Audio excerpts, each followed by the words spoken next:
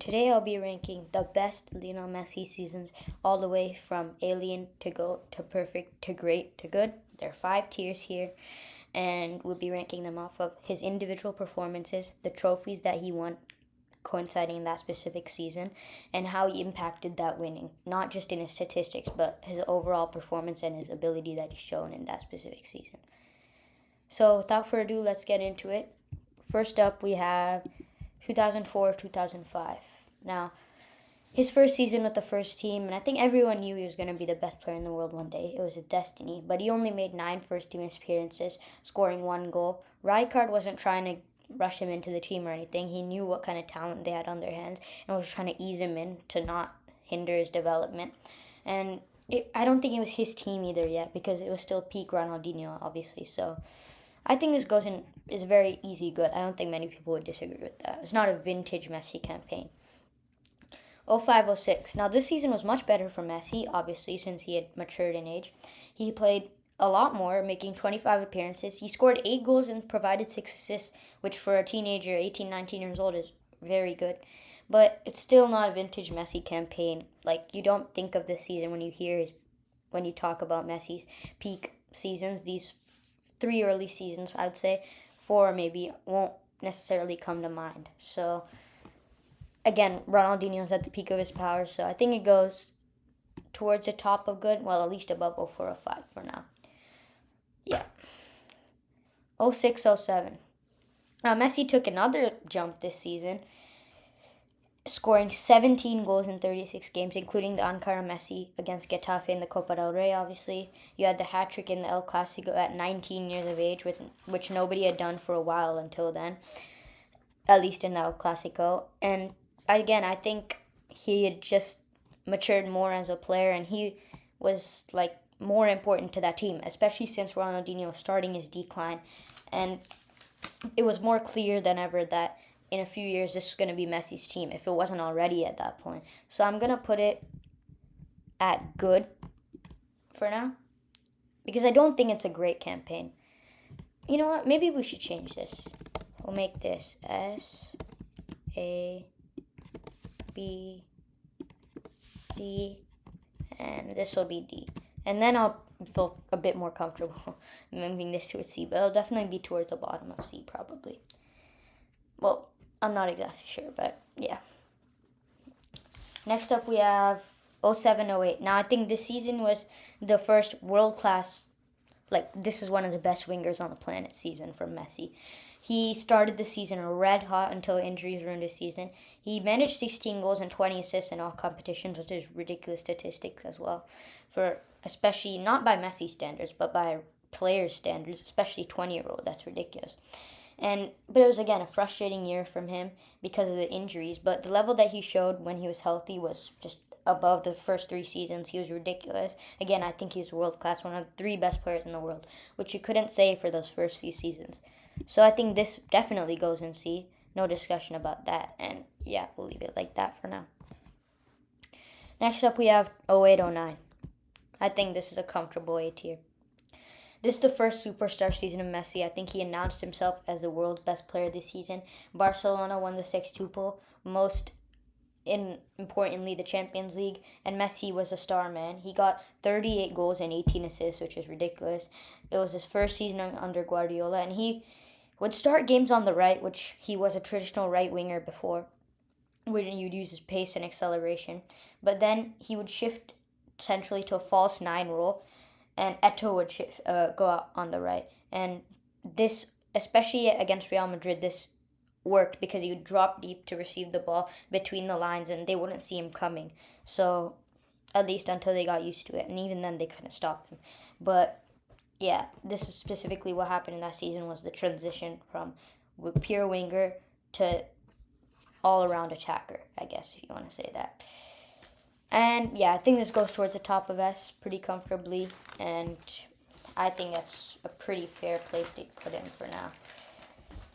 Next, we have 09-10. Individually, Messi was unbelievable. I think he was even better individually this season. 47 goals and 11 assists in all competitions. 4 goals against Arsenal in a single game. However, Barca lost to Inter in the UCL semifinals and only managed to win La Liga.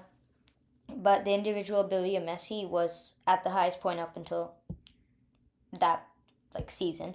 So I'll put it towards the top of A, but below 0809 because the winning was maybe the level wasn't as high, even though he's obviously still the best player in the world. But the winning and the way he impacted winning in the biggest moments was better in 0809. So I think I'll keep him higher for now. 10-11. I think this is clearly S tier. I mean, anything you want from a player he did this season. I mean, this might be the greatest peak of a footballer we've ever seen, let alone Messi. And it had everything. The performance against Madrid in the Champions League, the solo goal where he dribbles through everyone and beats Casillas with his right foot, and the Champions League final against Man United, which is the biggest domination by team and player in final history. Not just Champions League, any final history. He was sensational in the final, scored his 53rd goal to go along with 27 assists. These are statistics we'd never seen before against Messi. And you would think he's just some sort of statistics merchant. But when you actually watch him, he's elegant to watch. He makes art when he plays, which you'd never think when you just looked at the stat sheet. And he was a top scorer in the Champions League, probably his best UCL campaign. Maybe some will say 09, 08, 09, or 14, 15, even though I think this is clearly the best. I'll put this towards the top of S, and we'll debate the individual rankings later. 2011-12, the end of Guardiola's era at Barca. This is the best goal-scoring season in football history. Scored 50 goals in La Liga, the only player to do so in history. He became the first player to score 5 goals in a Champions League game against Bayer Leverkusen. His numbers were ridiculous, and I think he was playing more as a striker this season, even though he's still a false nine, but more as a striker, finishing off attacks and everything like that. They lost in the Champions League to Chelsea, though, and they only won League and Copa del Rey, which is still a good season, but still not as impressive as the previous season where they dominated Europe.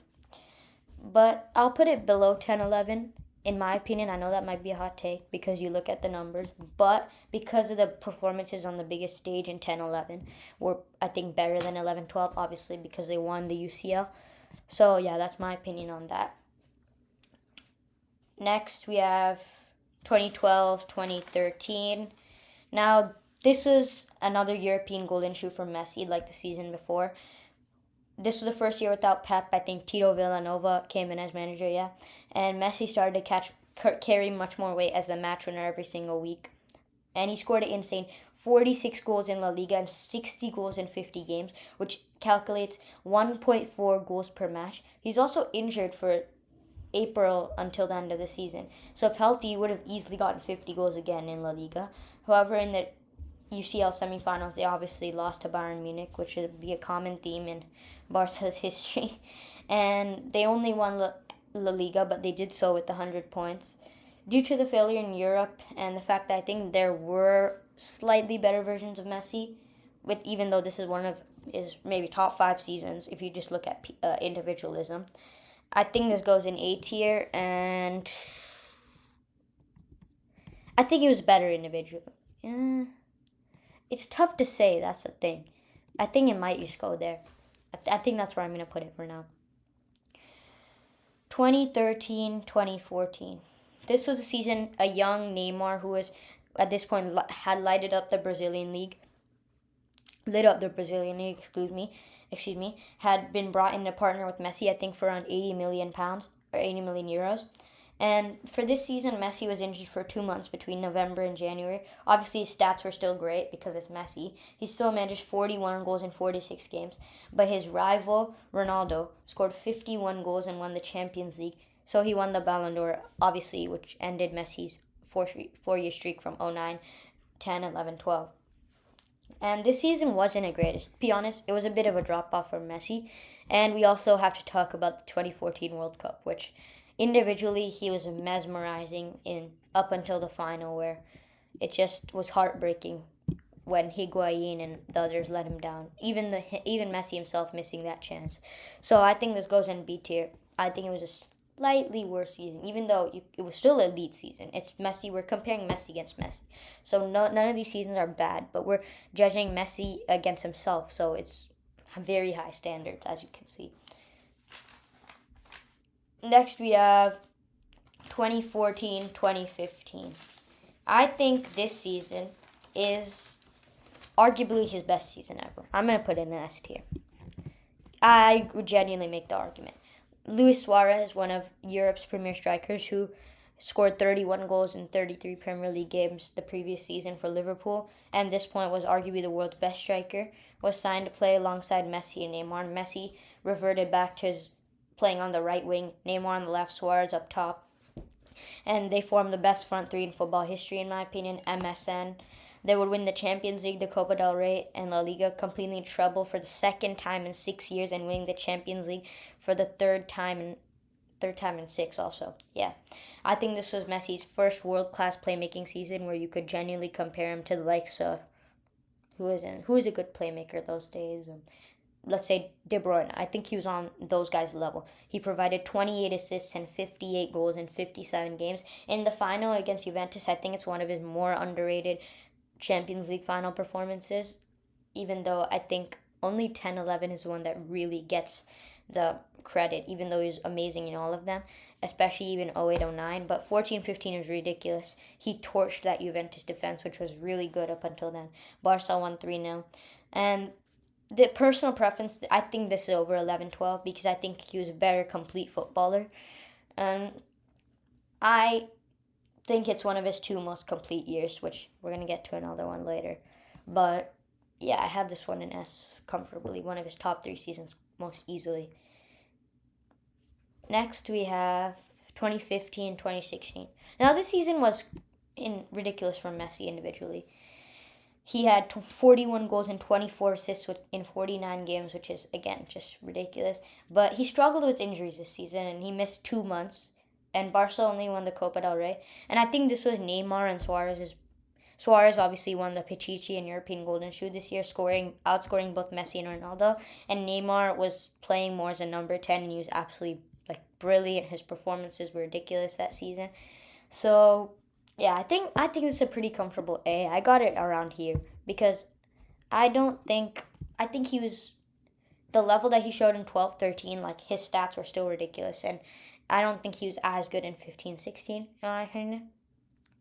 Excuse me. In my opinion. And yeah, that's what I think about this season. I mean, he still got 65 GA in 49 games, which is ridiculous. But the fact that the way the others performed in his absence is not great for optics, I guess. Even though they didn't win anything except the Copa del Rey, but still, their individual performances, as in Neymar and Suarez, were really good. So I think I'll keep in A for now.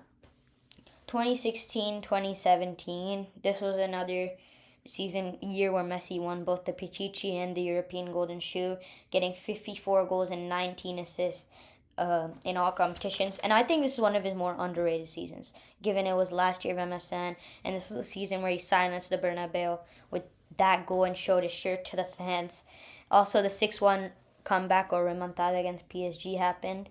I think this is a fair A. It would be higher if they won the Champions League. I think I would arguably have this in S if they won the Champions League. But they exited early, obviously, and I think they lost in the quarterfinals that year, or semifinal. And yeah, after that comeback, we all thought they were going to go all the way, but nah, it just never happened. I think I got it. This is tough. I think I got it here. I know that might be harsh on 12-13, but I think, again, as he's aging, he's becoming more complete of a player. So that's why I think this season goes there, in my opinion. 2017-2018, a 5th European Golden Shoe for Messi. The first without Neymar was this season, 17-18, his first season at PSG. Messi led Barca to a league and cup double, and he had them going undefeated for 20-plus games as well, too. He scored 47 goals and 21 assists in 54 games. I think he was starting to adapt his game back to a central attacker with the end of MSN. So I'll go A tier.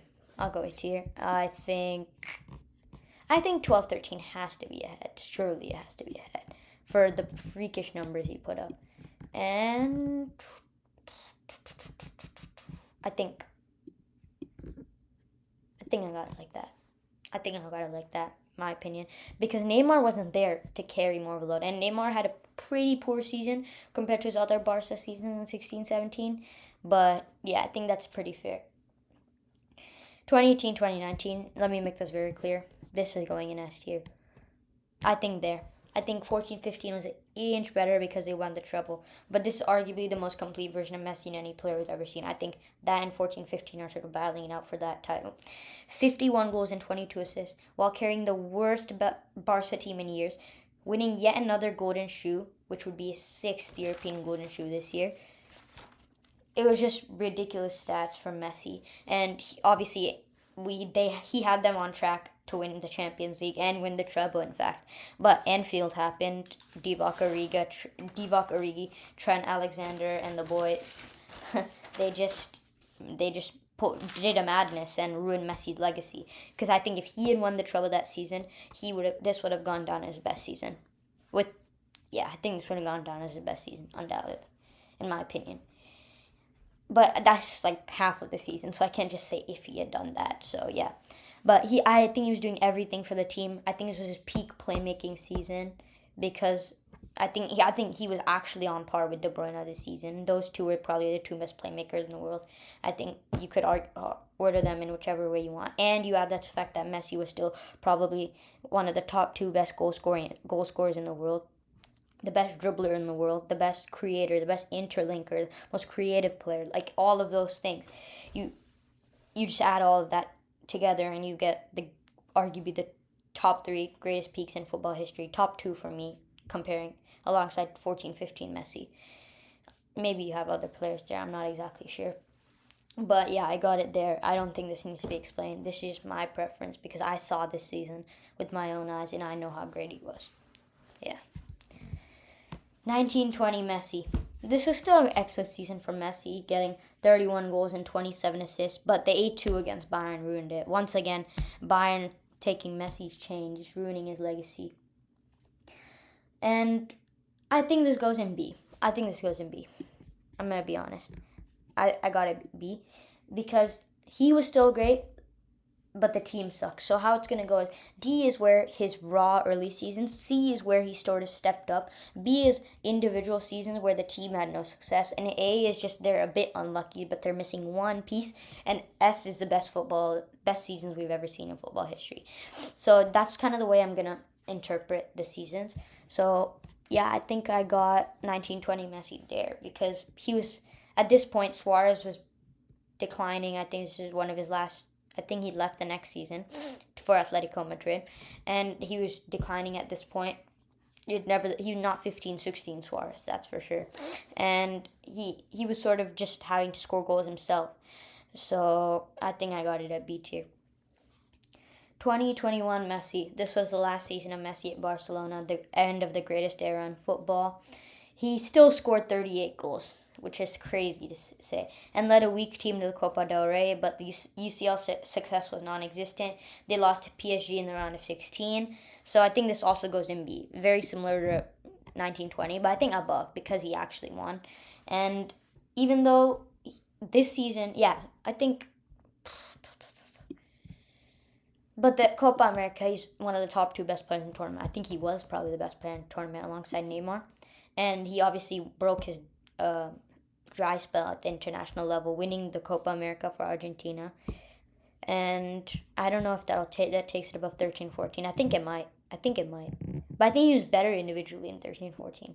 That's the thing. Because at this point, Messi was 33-34, guys. That's what you have to realize. He wasn't 26-27 anymore. So, yeah, I think that's where it belongs. 21-22. I think this is D tier. You could argue, I guess you'll just say there. I don't know. You just put it at the top because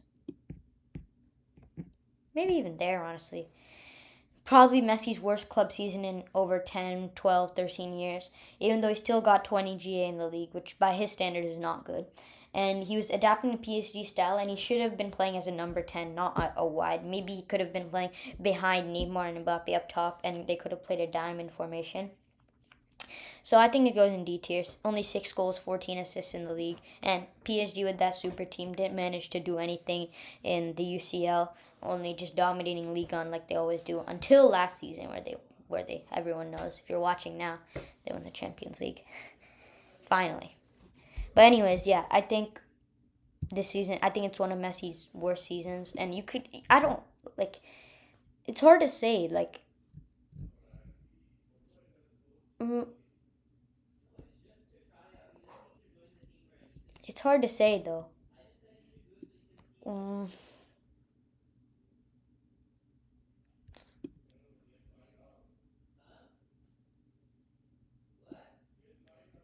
yeah, I think I'll just leave it there for now. 22-23 Messi. He finally did it. He finally won the biggest prize that he was missing, the World Cup, and he completed football. Finally. Cementing himself as a GOAT for me and for a lot of people. He had a much better club season, getting 21 goals and 20 assists. And because of the World Cup, I think this is a B tier. Again, I think I got it there.